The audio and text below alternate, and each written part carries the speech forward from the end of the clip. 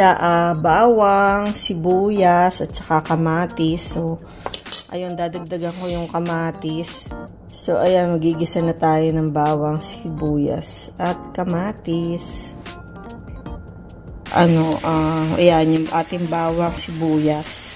Then, kamatis. Tapos, sahog natin is hipon. So, itatalbog lang naman natin dyan. Ayan, kumukulo na yung ating munggo. Or tawag dito, mung beans. So, ayan.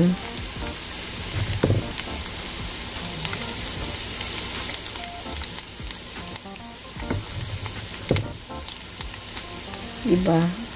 Mabilis lang siya. So, ayan na yung ating kamatis.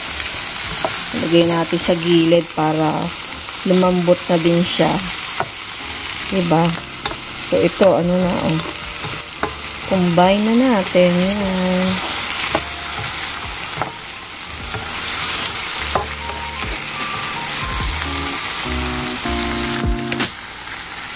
Ayan, may nagbigay sa atin nung ayan, ang lalaki ng shrimp. So, gusto ko din yung may balat. Kaya, ayan, nilagyan natin ng merong may balat.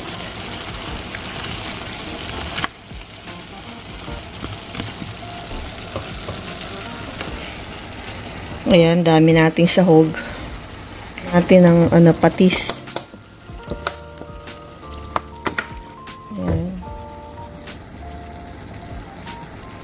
So, ayan, luto na yung ating sahog. So, ilalagay na natin sa ating munggo. Ayan. Ang lalaki ng ating sahog. Ang lalaki ng hipon.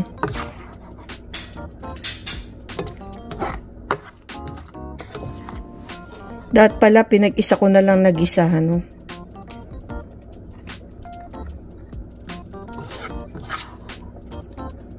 Kasi parehas nga rin pala siya ng parehas din siya ng sahog. So, ayan ang ating sahog. The same nga rin pala. Yung bawang, sibuyas, saka So, ayan, nilagay na natin lahat. Ayan, lagay ko na yung dahon ng spinach. Ayan, kakaunti yung dahon ko.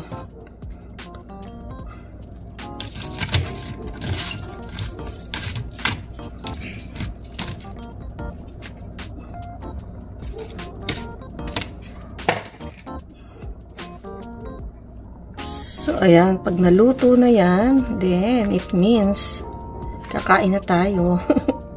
Sabihin nyo naman, walang tayo, Ate Samilyn. Kasi ikaw lang ang kakain. Kagigising nyo pa naman. Alam ko, nagugutom na kayo. So, ayan. Madami tayong niluto kasi. Marami tayong bibigyan. Diba? Hello guys, ayan, thank you for watching. Luto na yung ating munggo or mung beans. So ayan, salamat sa pag-support nyo kay Ate Samilyn, sa pagsama nyo sa akin kaninang nag-live ako. So ayan, hope to see you sa aking next upload. I love you all. God bless. Mwah, mwah, mwah.